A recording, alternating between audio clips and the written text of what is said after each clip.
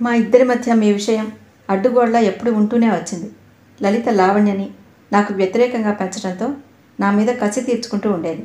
మేమిద్దరం శారీరకంగా ఏకమైనా మానసికంగా ఎప్పుడు మాకు ఏకీభావం కుదరలేదు. తర్వాత రాధ పుట్టింది. రాధ పుట్టిన తర్వాత నేను పూర్తిగా మారినా లలిత మారలేదు. అందులో రాధ మొగది కావడంతో ఇంకా అసంతృప్తిగా ఉండేది. అదంతా నా అసమర్థత అన్నట్టు మాట్లాడేది. కానీ లావణ్యకి ఈ సంగతి తెలియదు. ఇదివరకు ఒకసారి మన ఇద్దరి బాంధవ్యం విషయంలో పొరబడినప్పుడు విజయ్కి చెప్పాను. ఇప్పుడు నీకు చెప్తున్నా. ఆయన గత స్మృతులు కళ్ళ ముందు కదులుతున్నట్లుగా పడకుర్చీలో అలసటగా వెనక్కి వాలారు. రోజా మెల్లగా చేయి చాచి ఆయన చేయి తన చేతిలోకి తీసుకుంది. మనిషిలో మంచితనం నమ్మి మోసపోయనే రోజా అని తల్లి పదే పదే అనటం గుర్తుకు వచ్చింది. అమ్మని ఈయన మోసం చేశారా? కాదు కాదు, విధి మోసం చేసింది. అదృష్టం వాంఛించింది. లేకపోతే ఇంకో రకంగానైనా వీళ్ళు కలుసుకునేవారేమో. రోజా, ఇప్పుడు చెప్పు, మీ తండ్రి మోసగాడేనంటావా? ఆయన చేసిన అన్యాయానికి మీ జీవితాలు బలైనాయంటావా? రోజా కళ్ళల్లో నీళ్లు నిండుకొచ్చాయి. కాదు, మీలాంటి తండ్రికి కూతురుగా పుట్టినందుకు గర్విస్తున్నాను. ఈ ప్రపంచంలో విచిత్రం ఏమిటంటే మనిషిలో చెడు ఎదుటివారిని బాధిస్తే మంచి అనేది ఎవరి దగ్గర ఉంటుందో వాళ్ళనే బాధిస్తుంది. మిమ్మల్ని చూసిన మొదటి క్షణంలోనే మీరు నాకు తండ్రి అని తెలియక మునిపే అనుకున్నాను. మీ హృదయం అమృతం లాంటిదని, మీ స్వభావం అనంతలో కూడా కనిపిస్తుంది నాకు. అందుకే అతనంటే నాకు ఇష్టం. ఎదుటి వాళ్ళకి మంచి చేయటం కోసం ఎన్ని ఇబ్బందులైనా పడటానికి సిద్ధపడే కోవం మీది. అనంత్ ప్రసక్తి రాగానే వేణుగోపాలరావు గారి కనుబొమ్మలు ముడిపడ్డాయి. ప్రసక్తి వచ్చింది కాబట్టి అడుగుతున్నాను. అనంత్ విషయంలో నీ అభిప్రాయం ఏమిటి తల్లి? నీకు ఇష్టమైతే నేనుండగానే. పెళ్లి ప్రసక్తి రాగానే రోజా ముఖంలో లాలిత్యం ఎగిరిపోయింది. వద్దు, నాకు ఇష్టం లేదు. ఇప్పుడు ఆ ప్రసక్తే వద్దు. ప్రశాంతంగా సాగిపోతున్న గానంలో ఈ సంభాషణ అపశృతిలా అనిపించింది అతనికి. అనంత్కి అవునో లేదో ఏదో ఒక అభిప్రాయం మనం తెలపటం అవసరం అనుకుంటా తల్లి. నేను అనంత్కి చెప్తాను అంది రోజా. సరే, నీ ఇష్టం అన్నారాయన. విజయ్ స్టేషన్ నుంచి సరాసరి వేణుగోపాలరావు గారింటికి వచ్చాడు. క్రింది భాగంలో లైట్లు లేవు. తలుపులు మూసి ఉన్నాయి. పైన రాధగదిలో ఇంకా లైట్ వెలుగుతూనే ఉంది. విజయ్ చేతుకున్న వాచి చూసుకున్నాడు. టైం ఏమంత ఎక్కువ కాలేదు. గేటు తెరిచి లోపలికి వచ్చాడు. పరిసరాలన్నీ నిశ్శబ్దంగా, ఆ నిశ్శబ్దంలో ఒక రకమైన దిగులు వ్యక్తం చేస్తున్నట్టుగా ఉన్నాయి. ఒకప్పుడు ఈ ఇల్లు లావణ్య స్నేహితులతో అల్లరి కేకలతో నవ్వులతో రాత్రి 12 గంటల వరకు ప్రతిధ్వనిస్తూ ఉండేది. ఇప్పుడెక్కడా శబ్దమన్న మాటే లేదు. విజయ్ లోపలికొచ్చి తలుపు తట్టాడు. కొద్దిసేపు అయిన తర్వాత ముందు హాల్లో లైట్ వెలిగింది. తలుపులు తెరుచుకున్నాయి. అతని ఊహే నిజమైంది. గుమ్మంలో ఎదురుగా రోజా నిలబడింది. విజయ్ని చూడగానే రోజా అప్రతిభురాలైనట్లు నిలబడిపోయింది. 2 గంటల నుంచి ఏ వ్యక్తిని గురించి ఆలోచిస్తోందో, ఎవరి మూలంగా తన జీవితం అంతులేని శూన్యంగా మారిపోతుందని బాధపడుతోందో, ఎవరిని కర్కోటకుడుగా మనసులేని పాషాణంగా భావించి అసహించుకుంటోందో అతనే ఇప్పుడు కళ్ళెదుట నిలబడ్డాడు. తలుపు తట్టిన వ్యక్తి తప్పకుండా అనంత్ అయి ఉంటాడని, అతని దగ్గర తనలో గూడు కట్టుకున్న ఈ దుఃఖభారమంతా దింపేసేయాలని ఆతురతతో మెట్లు దిగి వచ్చి తలుపు తీసింది రోజా. కానీ గుమ్మంలో ఎదురుగా నిలబడింది అనంత్ కాదు, విజయ్. విజయ్ని చూడగానే రోజా మనసులో ఒక్కసారి 2 భావాలు ఉవ్వెత్తున కెరటాల్లా లేచాయి. అందులో ఒకటి చేయి చాచి అతని చెంప మీద కసంతా తీరేలా బలంగా కొట్టడం. రెండోది అతన్ని చూడటమే అసహ్యంగా భావించి తల తిప్పుకుని గిరుక్కున వెనక్కి తిరిగి వెళ్ళిపోవటం. కానీ ఎందుకో రోజా ఈ రెండూ చేయలేకపోయింది. ఆయన పడుకున్నారా? లోపలికి వచ్చే ఉద్దేశం లేనట్లు బయటే నిలబడి అడిగాడు విజయ్. రోజా అవునన్నట్టు తల ఊపింది. రాధ నిద్రపోయింది. బొంగురుపోయిన కంఠంతో చెప్పింది. విజయ్ ఒక క్షణం తటపటాయించాడు. ఆ తర్వాత దృఢమైన స్వరంతో అడిగాడు. నీతో 1 నిమిషం మాట్లాడాలి, పనుంది. ఇలా బయటకు వస్తావా? రోజా చివ్వున తలెత్తి చూసింది. అలసటతో గాంభీర్యం ఆచ్ఛాదనగా ఉన్న ఆ ముఖంలో ఎలాంటి భావం కనిపించలేదు. రానన్నట్టు తల అడ్డంగా తిప్పింది. 5 నిమిషాలు చాలు. అతని గొంతులో లీలగా వినిపిస్తున్న ప్రాధేయత రోజా చెవికి ఎక్కలేదు. నేను రాను, నాకు నిద్ర వస్తోంది నిర్లక్ష్యంగా అన్న రోజా 1 అడుగు వెనక్కి వేసి లోపలికి తిరిగి వెళ్ళిపోబోయింది. విజయ్ సరిగ్గా అదే సమయంలో 1 అడుగు ముందుకు వేశాడు. చటుక్కున రోజా చేయి పట్టుకుని ఆపాడు. 5 నిమిషాలు చాలు, ఈ కాస్తలో మించిపోయేదేమీ లేదు, నాతో రా అంటూ రోజా సమాధానంతో పనిలేని వాడిలా అనుమతి కోసం వేచి చూడనవసరం లేనట్లు చెయ్యి అలాగే గట్టిగా పట్టుకుని యువతలకి లాక్కు వచ్చాడు. రోజా అతని చెయ్యి విదిలించుకోబోయింది. తన చెయ్యి గుంజుకోవాలని చూసింది, కానీ సాధ్యం కాలేదు. విజయ్ రోజాని లాన్లో ఉన్న సిమెంట్ బెంచి దగ్గరకు తీసుకువచ్చి దాని మీద కోలేసినట్టుగా వదిలేశాడు. రోజా మండిపడ్డట్టుగా చూసింది. చాలా రోజుల తర్వాత మళ్ళీ విజయ్ మీద అంతులేని కోపం వచ్చింది. అతను చెయ్యి వదలగానే చటుక్కున వెళ్ళిపోవాలని లేచింది. విజయ్ ఈసారి 2 చేతులతో రోజా భుజాన్ని అదిమి కూర్చోపెట్టాడు. రోజా గత్యంతరం లేని దానిలా రోషన్ దిగమింగుతూ కూర్చుంది. అనంత్ ఊరు వెళ్ళాడు తెలుసా? ఎలాంటి ఉపోద్ఘాతం లేకుండా చెప్పాడు విజయ్. రోజా ఉలిక్కిపడ్డట్టుగా చూసింది. రోజా ముఖం ఈ వార్త వినగానే వివర్ణమవటం మసకగా ఉన్న ఆ గుడ్డి వెన్నెల్లో విజయ్కి కనిపించలేదు. వాడంత హఠాత్తుగా ఎందుకు వెళ్ళిపోయినట్టు? ఏమో నాకేం తెలుసు విసురుగా అంది. రోజా మనసులో మంటలాంటిది బయలుదేరుతోంది. అనంత్ వెళ్ళిపోయాడా? తనకి మాట మాత్రంగానైనా చెప్పకుండా ఊరు వెళ్ళాడా? అంటే తన మీద కోపం వచ్చినట్లేగా. దీనికంతటికీ కారణమైన విజయ్ వచ్చి తనని నిలదీయటం ఎంత విచిత్రం. మీ ఇద్దరి మధ్య మాట ఏమైనా వచ్చిందా రోజా? వాడు చాలా కష్టంగా బాధగా వెళ్ళిపోయాడు. అతనితో పెళ్ళి నాకు ఇష్టం లేదని చెప్పాను నీరసంగా అంది రోజా. అదే ఎందుకని అడుగుతున్నాను. విజయ్ కంఠంలో మార్దవం గుర్తించే స్థితిలో లేదు రోజా. అనంత్ వెళ్ళిపోయాడు. తనని అపార్థం చేసుకుని వెళ్ళిపోయాడు. అతనికి ఎంత బాధ కలిగితే ఆ పని చేసుంటాడో రోజా బాగానే తెలుసుకోగలదు. మాట్లాడు రోజా. వాడిని ఎందుకు కాదన్నావు? కారణం ఏమిటి?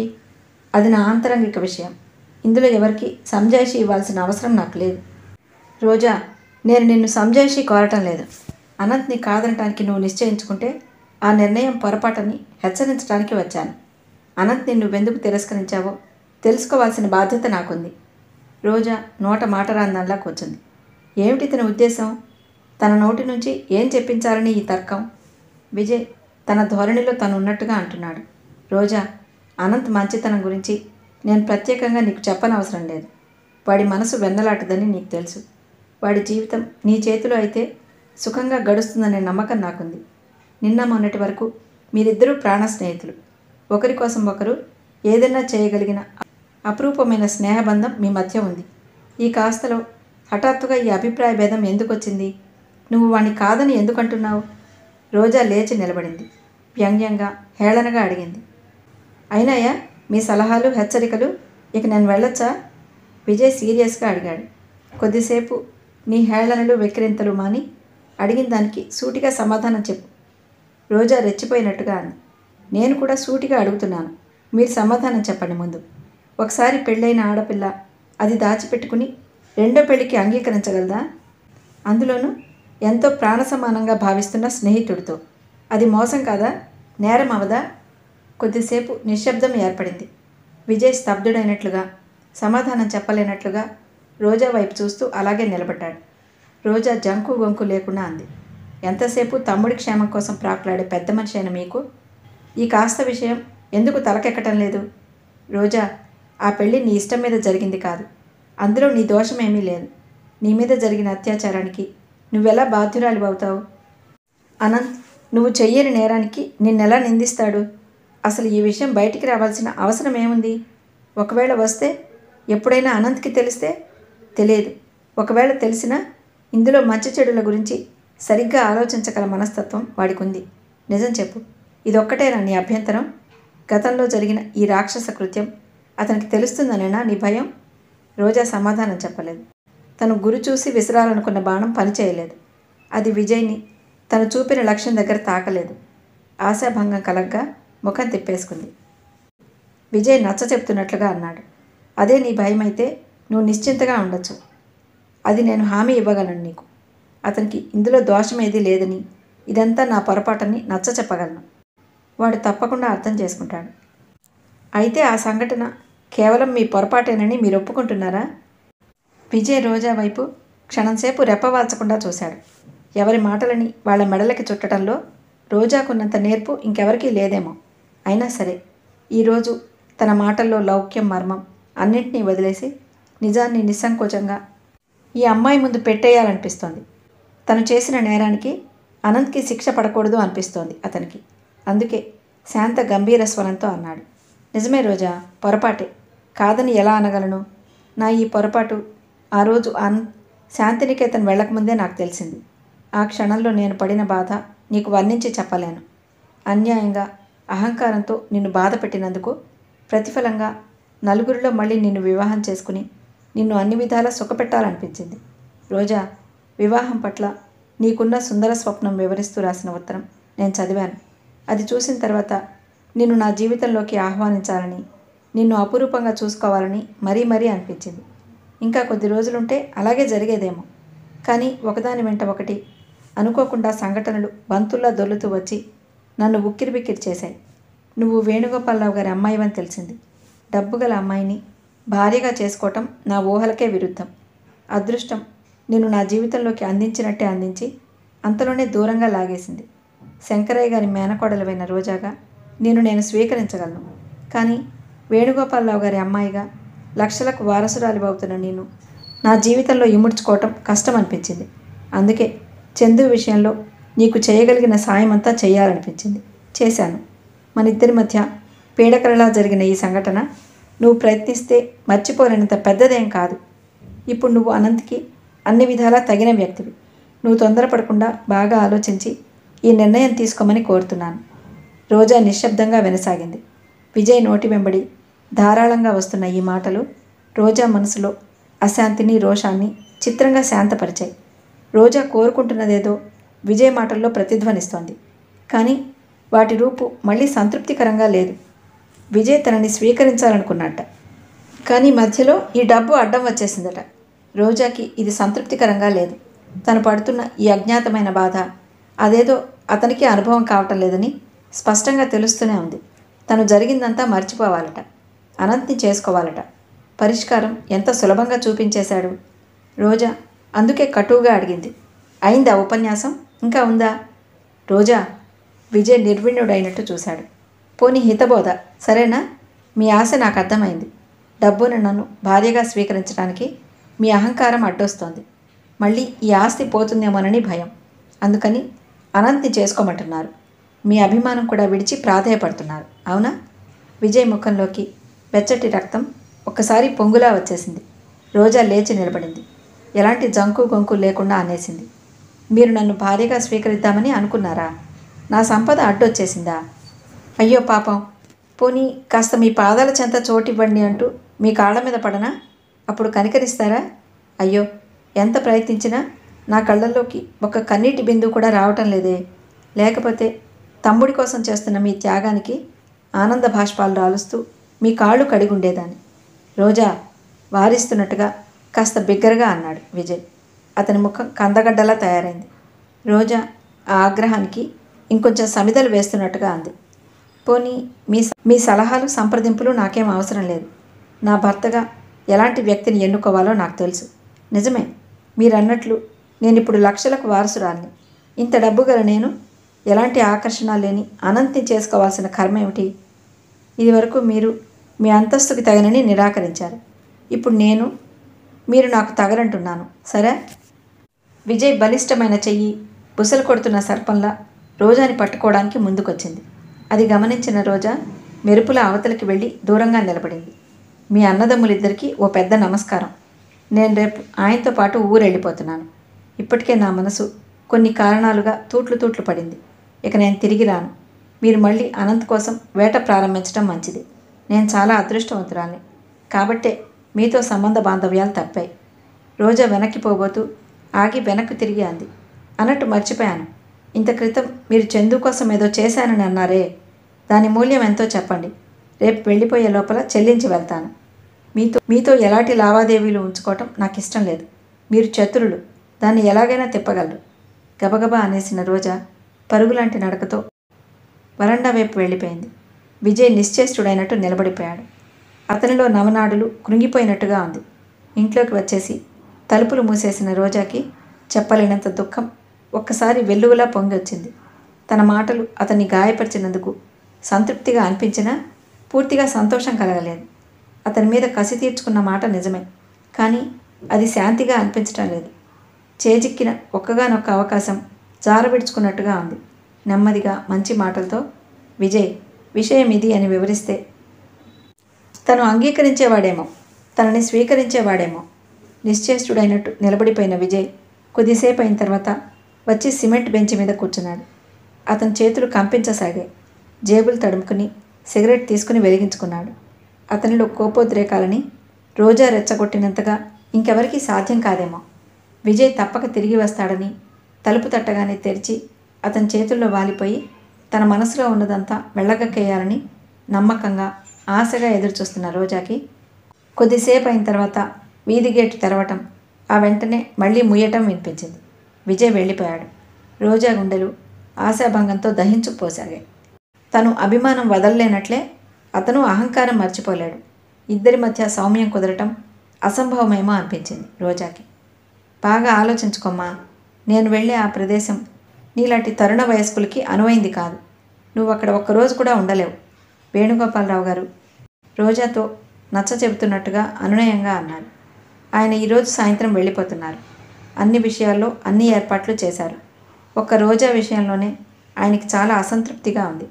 రోజా ప్రస్తుతం వివాహం పట్ల ఇచ్చలేనట్లు స్పష్టంగా తెలియచేసింది. రాధని, ఆస్తిని, లావణ్యని అన్నిటినీ రోజా చేతికి అప్పగించారు ఆయన. పైన విజయ్ అజమాయిషీ చేస్తుంటాడు. నిన్నటి వరకు బాగానే ఉన్న రోజా రాత్రి హఠాత్తుగా ఏమైందో ఏమో ఉదయం లేవగానే తను కూడా ఆయనతో ప్రయాణం అవుతున్నానని చెప్పింది. ఆయన కారణం అడిగారు. రోజా సూటిగా సమాధానం చెప్పలేదు. మీరు వెళ్ళిపోతే నేను ఇక్కడ ఒంటరిదాన్ని అయిపోతాను అంటూ మొదలుపెట్టింది. ఒంటరిదానివా? ఒంటరిదానివి ఎలా అవుతావమ్మా? విజయ్ లేడు, అనంత్ లేడు. ఈరోజు కాకపోతే రేపైనా లావణ్య ఇంటికి తిరిగి రాదా? రాధ బాధ్యత నీకు ఉండనే ఉందయ్యే. రోజా ఆయనతో తర్కించలేదు, కానీ ప్రయాణం మాత్రం విరమించుకోలేదు. ఉదయం కాఫీ తాగుతుండగా విజయ్ ఫోన్ చేశాడు. రాత్రి లావణ్య ఊరు వెళ్ళిన సంగతి చెప్పాడు. తను ఇంట్లో లేని సమయంలో వచ్చి వెళ్ళిందని, తనకు రాసిన ఉత్తరంతో పాటు తండ్రికి కూడా ఉత్తరం రాసి జతపరిచిందని చెప్పాడు. అప్పలమ్మ రాగానే ఆ ఉత్తరం ఇచ్చి పంపుతానన్నాడు. ఆయన నిట్టూర్పు విడిచాడు. ఆ ఉత్తరంలో నేను ప్రత్యేకంగా చదవాల్సింది ఏమైనా ఉందా విజయ్ అన్నారు ఆయన. లేదు, మామూలు ఉత్తరాలే. చివరిలో మిమ్మల్ని బాధపెట్టినందుకు క్షమాపణ కోరింది. వేణుగోపాలరావు గారు తర్వాత రోజా తనతో వస్తానంటున్న విషయం చెప్పారు. రోజా అక్కడే ఉంది. చూడు విజయ్, నేనెంత చెప్పినా వినటం లేదు. కనీసం నువ్వైనా వచ్చి నచ్చచెప్పు రోజాకి అన్నారు. విజయ్ విని ఊరుకున్నాడు. ఆ మాట మీద అతను ఎలాంటి వ్యాఖ్యానమూ చేయలేదు. వేణుగోపాలరావు గారికి విజయ్ ధోరణి కాస్త ఆశాభంగమే కలిగించింది. విజయ్ తను పని మీద వెళ్తున్నానని, వీలైతే మధ్యాహ్నం వస్తానని ఫోన్ పెట్టేశాడు. రోజా డ్రైవర్ రాగానే తనకి రాధకి కూడా సీట్లు రిజర్వ్ చేయమని పంపింది. వేణుగోపాలరావు గారు రోజాని దగ్గరికి రమ్మనమని పిలిచారు.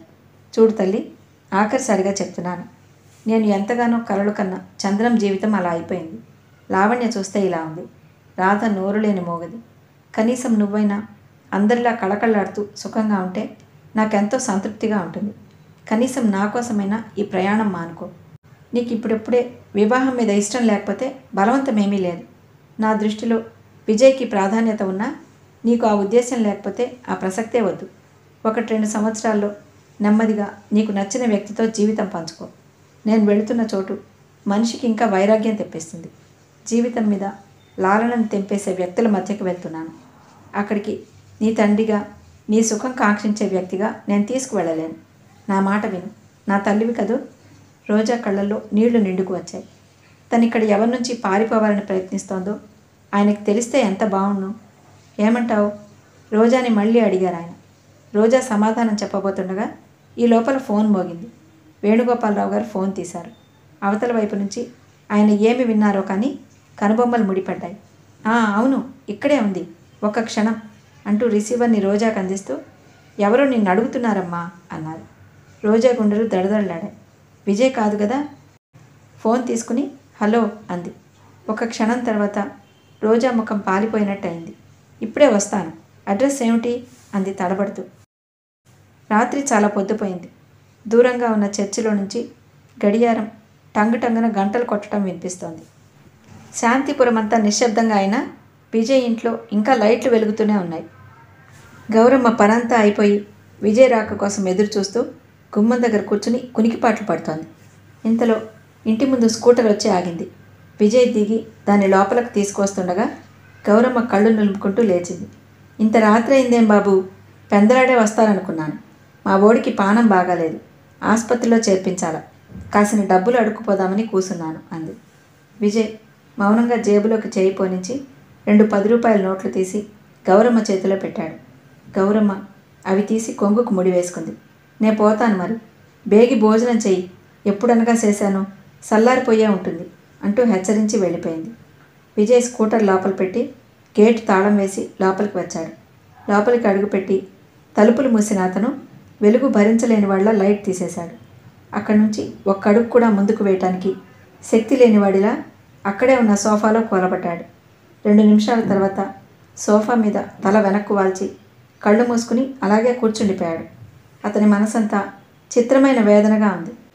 ఇదివరకు ఎప్పుడూ ఎరగని నిస్పృహగా ఉంది. దీనికి కారణం బహుశా వెళ్లే ముందు వేణుగోపాలరావు గారిని కలుసుకోలేకపోవటమేమో. మధ్యాహ్నం వేణుగోపాలరావు గారి ఇంటికి వెళ్దామని అనుకున్నాడు. అనుకోకుండా కొత్త కేసు ఒకటి రావడంతో వీలు లేకపోయింది. సాయంత్రం స్టేషన్కి వస్తానని ఫోన్ చేశాడు. సాయంత్రం క్లబ్ మీటింగ్ ఉంది. ఈ మధ్య కొత్తగా తను సెక్రటరీ అయ్యాడు. చెప్పలేనని బాధ్యతలు. అక్కడికి మీటింగ్ త్వరగా ముగించి తను బయటికి వచ్చేశాడు. ఆదరాబాదరా స్టేషన్కి పరిగెత్తేసరికి అప్పటికే గోపాలం బయటకు వచ్చేస్తున్నాడు. పరిగెత్తుతూ ప్లాట్ఫామ్ పైన వెళ్తున్న తనని ఆపి ట్రైన్ వెళ్ళిపోయిందని చెప్పాడు. నిజంగా ఆ క్షణంలో విజయ్ పొందిన వేదన వర్ణించనలవి కాంది. వేణుగోపాలరావు గారు ఆఖరి క్షణం వరకు చూశారని, ఏదో పని అడ్డు తగిలి ఉంటుందని, లేకపోతే విజయ్ రాకుండా ఉండడని అన్నారని, తను అక్కడికి వెళ్ళగానే ఉత్తరం రాస్తానని చెప్పమన్నారని అన్నాడు. రోజా ఏమంది అని అడగాలని నోటిదాకా 1-2 సార్లు వచ్చింది. కానీ ఆ పేరే పలకలేనట్లు ఆగిపోయాడు. గోపాలాన్ని బస్టాప్ దగ్గర దింపి తను మళ్ళీ క్లబ్కి వెళ్ళిపోయాడు. అక్కడ ఉండబుద్ధి కాలేదు. రోజా వెళ్ళిపోయింది. రోజాని తను ఆపలేకపోయాడు. తన తెలివితేటలు చాతుర్యం ఎందుకు పనికి రాలేదు. ఈ విషయం వెన్నులో పొడిచినట్లుగా బాధగా పదే గుర్తుకొస్తోంది. క్లబ్లో గందరగోళంగా ఉందని, ప్రశాంతంగా ఉంటుందని ఇంటికి వచ్చిన విజయ్కి హఠాత్తుగా ఈ ప్రశాంతత కూడా భరించలేనట్టుగా అనిపించసాగింది. ఎన్నడూ లేనిది అతను ఈ ఇంట్లో ఆవరించుకున్న నిశ్శబ్దం భరించలేకపోతున్నాడు. శూన్యం లాంటి నిశ్శబ్దం. విజయ్కి హఠాత్తుగా ఈ ఇంటి నిండా చంటి పిల్లల ఏడుపులు, ఆడవాళ్ల చీరల రెపరెపలు, గాజుల గలగలలు, మగవాళ్ల నవ్వులతో హోరెత్తితే బావుణ్ణు అనిపించసాగింది. తను పొరపాటు చేశాడు. ఇంటికి రాకుండా ఉండాల్సింది. అట్నుంచి ఎటైనా కొద్ది రోజులు వెళ్ళిపోవాల్సింది. అతనికి ఆ నిమిషంలో తన చుట్టూ అల్లుకున్న బాధ్యతలు, నిర్వర్తించవలసిన కర్తవ్యాలు చిరాకు అనిపించసాగాయి. విజయ్ లేచి సరిగ్గా కూర్చున్నాడు. జేబులో నుంచి సిగరెట్ తీసుకున్నాడు. భోజనాల గదిలో లైట్ వెలుగుతోంది. ఆ కాంతి సన్నగా యువతల గదిలో కూడా ప్రసరిస్తోంది. సిగరెట్ వెలిగించబోతున్న విజయ్ హఠాత్తుగా ఆగిపోయాడు. భోజనాల గదిలో నుంచి యువతలకి వచ్చే గుమ్మం దగ్గర పరదా పక్కన ఎవరో నిల్చున్నట్లుగా ఆకారం కదిలింది. చీకట్లో కూర్చున్న విజయ్కి వెలుగు నీడల మిశ్రమంగా ఉన్న ఆ లోపలి పరదా దగ్గరగా నిల్చుంది. వెంటనే ఎవరైంది తెలియలేదు. ఎవరు అన్నాడు. ఆ వ్యక్తి చలనం లేకుండా, మాట పలుకు లేకుండా అలాగే నిల్చుండటం తప్ప ఎలాంటి జవాబు చెప్పలేదు. ఎవరది? విజయ్ రెట్టించాడు. అప్పటికీ ఆ వ్యక్తి మాట్లాడలేదు. విజయ్ కళ్ళు చురుగ్గా అయ్యాయి. అతని చేతిలో అగ్గిపుల్ల మండి వేళ్ల కంటి చురుక్కుమంది. విజయ్ పుల్లని విదిలిస్తున్నట్టుగా విసిరిపారేశాడు. విజయ్ లేచి లైట్ వేశాడు. ఎదురుగా పరదా పక్కగా గోడను ఆనుకుని బొమ్మలా రోజా నిలబడి ఉంది. విజయ్ తన కళ్ళని తాను నమ్మలేకపోయాడు. రోజాని అక్కడ చూస్తుంటే ఉదయం నుంచి తనని వేధిస్తున్న ఆలోచనలు ప్రాణం పోసుకుని అక్కడ నిలబడి భ్రమ పెడుతున్నట్లుగా అనిపించసాగింది. నువ్వా అన్నాడు విజయ్. విజయ్ రోజా బెదురుగా పిలవలేక పిలుస్తున్నట్టుగా అంది. విజయ్ ఒక కంగలో వెళ్ళి రోజాని దగ్గరకు లాక్కుని చేతుల్లో ఇముడ్చుకుని గుండెలకి హత్తుకోవాలని అనిపించింది. కానీ ఆ నిగ్రహం ఎలా కలిగిందో అతనికే తెలియదు. అడుగు ముందుకు పడలేదు. నిశ్చేష్టుడైనట్టు ఇంకా అలాగే చూస్తున్నాడు. రోజా మెల్లగా అతని దగ్గరగా రావాలన్నట్టుగా 4 అడుగులు వేసింది. మళ్ళీ అంతలోనే ఆగిపోయింది. విజయ్ నేను అసమాప్తంగా ఆగిపోయింది.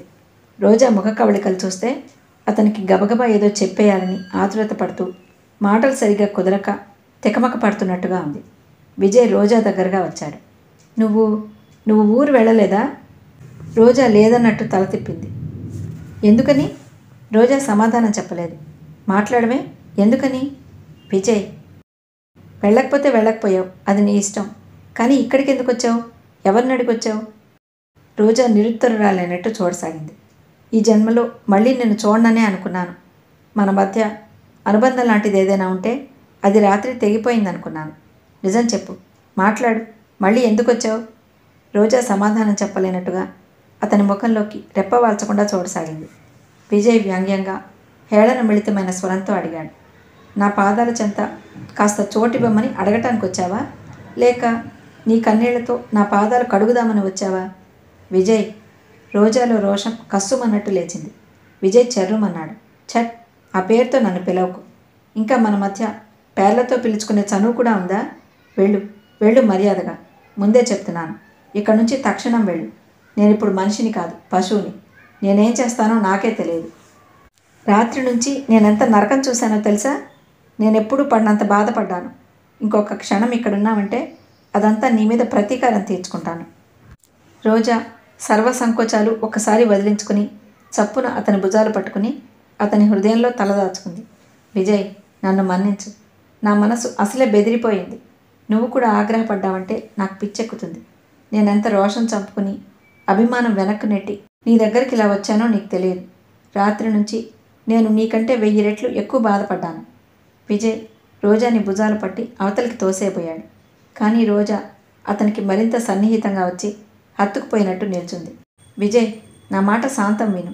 విన్న తర్వాత మాట్లాడు, ప్రాధేయపడుతున్నట్లుగా అంది రోజా. ఇంకా నువ్వు చెప్పాల్సినవి, నేను వినాల్సినవి మిగిలిన్నాయా? కటువుగా నిర్లక్ష్యంగా అడిగాడు విజయ్. ఉన్నాయి విజయ్. ఈరోజు మధ్యాహ్నం నాకు ఫోన్ వచ్చింది. మేరీ చేసింది. నేను వెళ్ళాను. మేరీ మగపిల్లవాడిని ప్రసవించింది. ప్రసవం చాలా కష్టమైంది.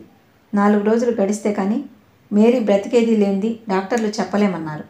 చంద్రన్ చనిపోయాడనే వార్త తెలియగానే మేరీ పడిపోయిందట. అప్పటి నుంచి మనిషి సరిగ్గా లేనే లేదట. రోజా గబగబా చెప్తున్న ఈ వార్త వినగానే విజయ్ ముఖంలో ఆవరించుకున్న కఠినత్వం మంచులా కరిగిపోయింది. రోజా మాటలు శ్రద్ధగా వినసాగాడు. విజయ్, విధి వైపరీత్యం కాకపోతే ఆ ఫోన్ నేను వెళ్ళిపోయిన తర్వాత రాకూడదు. నేను వెళ్ళి మేరీ స్థితి చూసిన తర్వాత నా కాలు చెయ్యి ఆడనట్టయింది. అక్కడి నుంచే నీకు ఫోన్ చేశాను. కానీ నువ్వు ఇంట్లో లేవన్నారు. మేరీని, ఆ పసిగుడ్డిని అలా వదిలేసి ఎలా వెళ్ళను? ప్రయాణం క్యాన్సిల్ చేసుకున్నాను. నేను అసలు ఆయనతో రావటం మొదటి నుంచి ఆయనకి ఇష్టం లేదు. ఆయన ఈ వార్త వినగానే సంతోషించాడు. సరే, ఇదంతా నాకెందుకు చెప్తున్నావు? నాకేం సంబంధం ఉంది ఇందులో? విజయ్, నేనిప్పుడు నీ దగ్గరకు లక్షలకు వారసురాలైన వేణుగోపాలరావు గారి అమ్మాయిగా రాలేదు. శంకరయ్య మేనకోడలుగా నిన్ను సహాయం అడగటానికి వచ్చాను. అది నువ్వు చేసి తీరాలి. కాదనటానికి వీల్లేదు. విజయ్ చేతులు రోజాని వదిలేశాయి. ఓహో అన్నాడు. ఆ ఓహో అనటంలో 1000 వెక్కిరింతలు, 1,00,000 వ్యంగ్యాలు కనిపించాయి రోజాకి. అయినా సరే లక్ష్య పెట్టదలుచుకోలేదు. విజయ్ వెళ్ళి దూరంగా నిలబడ్డాడు. సిగరెట్ తీసి వెలిగించాడు. రోజా అక్కడే నిలబడింది. ఏమిటో సెలవియండి అన్నాడు. విజయ్. రోజా మొదలుపెట్టి ఆగిపోయింది. విజయ్ వెళ్ళి సోఫాలో కూర్చున్నాడు.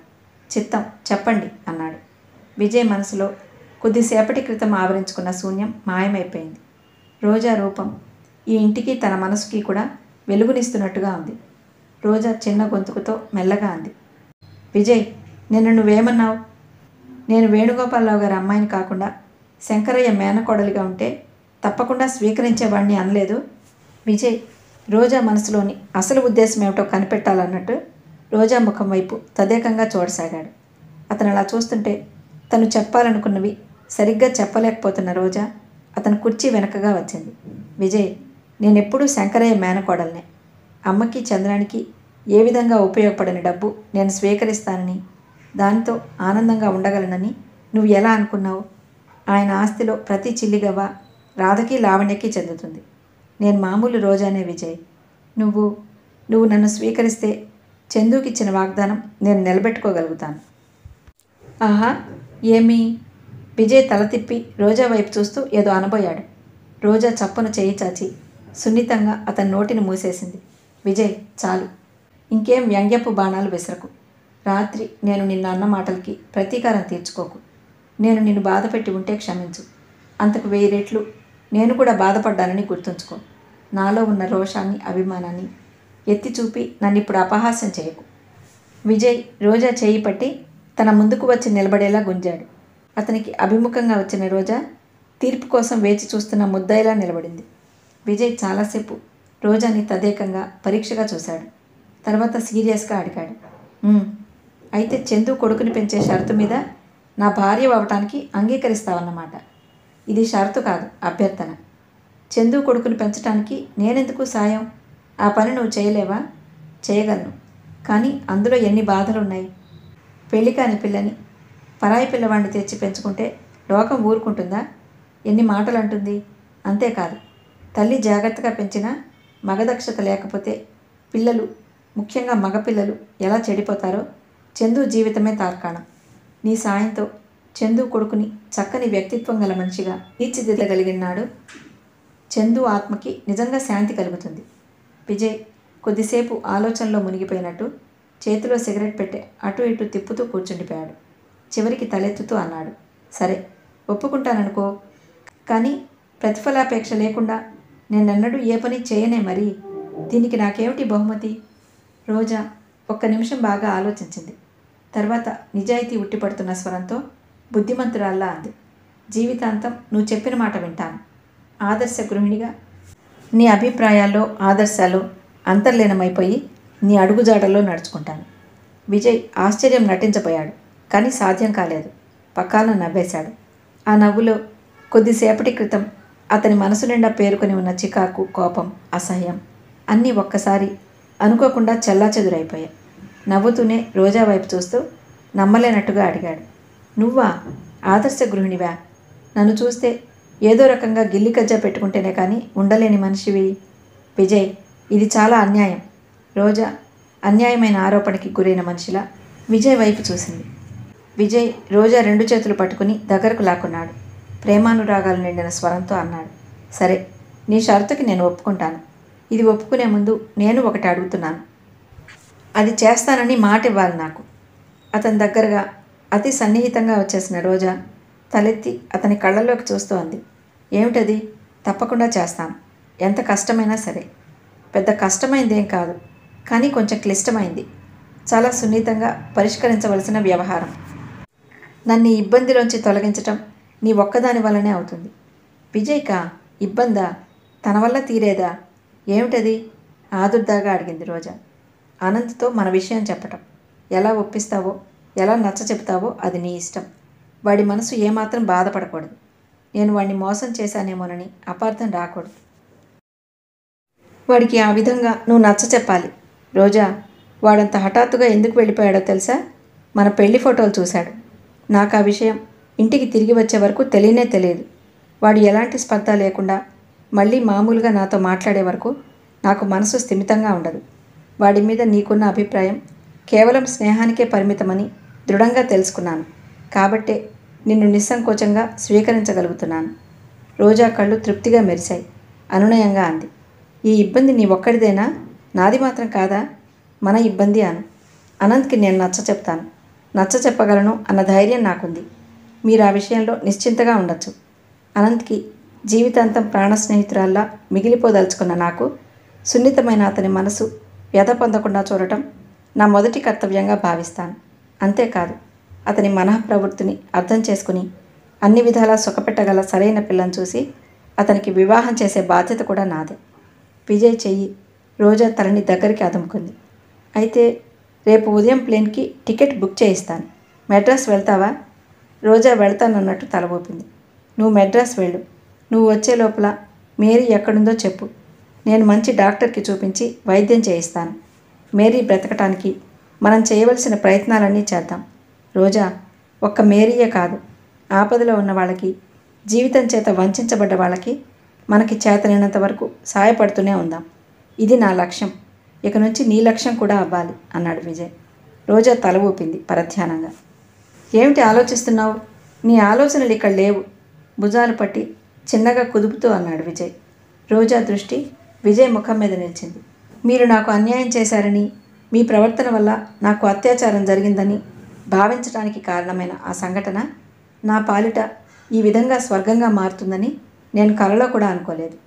మీరు నా పట్ల పౌరుషంగా ప్రవర్తించాలనే పశ్చాత్తాపమే మీకు గనక లేకపోతే నాకింత సహాయపడేవారు కాదు. ఈ మధ్య నేను పడిన గందరగోళానికి, అడుగడుగునా జారుడు మెట్టు లాంటి ఈ విచిత్రమైన సంఘటనలకి మీ చల్లటి స్నేహం చేయూతగా లేకపోతే తట్టుకోలేకపోయేదాన్ని. ఎప్పుడో పిచ్చిదాన్ని అయి ఉండేదాన్ని. ఆ సంఘటన అన్యాయం రూపంలో నన్ను ఆదుకున్న అదృష్టం కాదని మీరు అనగలరా? రోజా, విజయ్ ముఖంలోకి రక్తం పొంగుకు వచ్చింది. ఏవి ఆ ఫోటోలు? నిజంగా అసలు ఉన్నాయా? ఒక్కసారి నా కళ్ళతో నన్ను చూడనివ్వండి.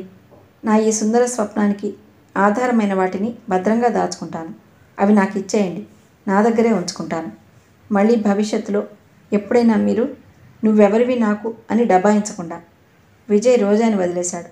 చాలా రోజుల తర్వాత అతని ముఖంలో కొంటెదనం నిండిన చిరునవ్వు మెరిసింది. పైన నా బీరువాలో ఉన్నాయి, వెళ్ళి తెచ్చుకో. పరిగెత్తు, లేకపోతే ఇప్పుడే అనేస్తాను ఆ మాటలు అన్నాడు. రోజా లేచి మెట్ల వైపు నడిచింది. విజయ్ అంతలోనే ఆగు. రోజా ఆగింది. ఇవిగో తాళం చెవులు, దానికి తాళం వేసింది అంటూ జేబులో నుంచి తాళం చెవులు తీసి అందించాడు. రోజా అతనికి దగ్గరగా వచ్చి చేయి చాచింది. చేతికి ఇవ్వటమా? నేను కాస్త పాతకాలం వాణ్ణి. విజయ్ రోజా చేయి పట్టి దగ్గరకు లాక్కున్నాడు. కొంగందుకుని తాళం చెవులు గుత్తి దానికి ముడేశాడు. రోజా లేచి వెళ్ళిపోయింది. కాస్త దూరం వెళ్ళగానే విజయ్ వెనక నుంచి మళ్ళీ ఆగు అన్నాడు. రోజా ఆగిపోయింది. ఆశ్చర్యంగా తిరిగి చూసింది. విజయ్ సోఫాలో నుంచి లేచి వచ్చాడు. పద, ఇద్దరం వెళదాం అన్నాడు. ఇద్దరూ కలిసి మెట్ల వరకు వచ్చారు. రోజా విజయ్ ముందు మెట్లెక్కబోయింది. వెంటే వచ్చిన విజయ్ రోజాని ఉన్నట్టుండి చేతుల మధ్య లేవనెత్తాడు. నెమ్మదిగా ఒక్కొక్క మెట్టే నిదానంగా ఎక్కుతూ మృదు గంభీర స్వరంతో అన్నాడు. రోజా, సుందర స్వప్నం, భవిష్యత్తు, అదృష్టమని ఏవేవో చెప్తున్నావే, వాటిల్లోకి నేను నిన్నిలా తీసుకువెళ్ళాలి. ఈ క్షణం నుంచి నీ జీవితంలో దేనికి లోటు ఉండకూడదు. నువ్వు అసంతృప్తి అనే పదమే మర్చిపోవాలి. దేనికి బాధపడకూడదు. సంపూర్ణమైన సుఖ సంతోషాలతో నవ్వుతూ తుళ్ళుతూ నన్ను రెచ్చగొడుతూ కవ్విస్తూ నువ్వు ఆనందంగా ఉంటూ అందులో సగం నాకు పంచి ఇస్తూ ఉండాలి. ఇక నుంచి నువ్వు ఎప్పుడూ ఆ విధంగా ఉండేలా చూడటం జీవితంలో నా మొట్టమొదటి కర్తవ్యమని నేను భావిస్తానంటే నువ్వు నమ్ముతావా? రోజా చెయ్యి విజయ్ మెడ చుట్టూ పడింది. ముఖం అతని గుండెల్లో దాచుకుంది. కళ్ళ నిండా అప్రయత్నంగా నీళ్లు నిండాయి. విజయ్ తనని శారీరకంగా కాక మానసికంగా బాధలో నుంచి, సమస్యలో నుంచి, జీవితం అంటే అడుగడుగునా పడే భయంలో నుంచి దృఢమైన తన చేతులతో పైకి లేవనెత్తినట్టుగా అనిపించసాగింది. ఈ జీవితం ఎంత విచిత్రం! ఎక్కడో పుట్టి ఎక్కడెక్కడో ప్రవహించి చివరికి మహాగంభీరుడైన సముద్రంలో ఐక్యమైపోవటమే తన లక్ష్యంగా పెట్టుకున్న నదిలా పరుగు తీస్తుంది. ఒక్కొక్క సంఘటన ఒక్కొక్క తరంగం. ఆ మనిషి ఎంత మామూలు మనిషి అయినా కానీ, ఎంత మామూలు జీవితంగానైనా కనిపించని, తప్పకుండా చెప్పలేనన్ని తరంగాలు ఆ జీవితంలో ఉండి తీరుతాయి. అదృష్ట దురదృష్టాలు, జయాపజయాలు, ఆశ నిరాశలు, ఎగుడు దిగుళ్ళు అనబడే రకరకాల ఈ తరంగాల తాకిడికి తట్టుకుంటూ మృత్యువు అనబడే మహాసాగరం వైపు సాగిపోవటమే మానవ జీవితపు లక్ష్యం. కానీ ఈ సాగిపోయేటప్పుడు స్నేహం, మమత, అభిమానం నిండిన చెయ్యి తోడుగా అండగా నిలిస్తే ఇంకెంతో బాగుంటుంది. ఆ జీవితానికి పరిపూర్ణత్వం లభిస్తుంది. రోజాకి ఇప్పుడు అదే లభించినట్టుగా అయింది. జీవితంలో మొట్టమొదటిసారిగా నిశ్చింతని, ఆనందాన్ని, అదో రకమైన హాయిని అనుభవిస్తున్న రోజా ఆ అనుభూతిని మనసారా పొందుతున్నట్టుగా కళ్ళు మూసుకుంది. ఫ్రెండ్స్, ఇంతటితో జీవన తరంగాలు 2వ భాగం పూర్తయింది. ఇది ఒక సుదీర్ఘమైన ప్రయాణంలా అనిపించింది. ఒక్కొక్క నవల 375 పేజీలండి. ఈ 2 పార్ట్స్ కంప్లీట్ చేయడానికి చాలా రోజులు పట్టింది కదా. కథ బాగుంది కదూ అనటం అర్థరహితమే అవుతుంది. కథ చదువుతున్నంతసేపు అందులో మనము భాగమేమో అనిపించింది. ఆ పాత్రలన్నీ కళ్ళ ఎదుట చూస్తున్నట్టే అనిపించిందండి. బహుశా అదే ఎద్దనపూడి సులోచనారాణి గారి మ్యాజిక్ ఏమో. Truly once again I enjoyed the magic. కానీ ఒకటి మాత్రం బాధ అనిపిస్తోందండి. అసలు వింటున్నారే కానీ లైక్ చేయటం లేదు. దానిలో మీకు ఏం కష్టం ఉందో నాకు అర్థం కావటం లేదు. ప్లీజ్, సిన్సియర్లీ రిక్వెస్టింగ్, తప్పనిసరిగా లైక్ చేయండి, షేర్ చేయండి, అలాగే సబ్స్క్రైబ్ చేయండి, చేయించండి. అందరికీ అడ్వాన్స్గా న్యూ ఇయర్ శుభాకాంక్షలండి. ఈ కొత్త సంవత్సరం మీ అందరి జీవితాల్లోనూ గొప్ప గొప్ప మార్పులు తీసుకురావాలని ఆశిస్తూ మీ వల్లి.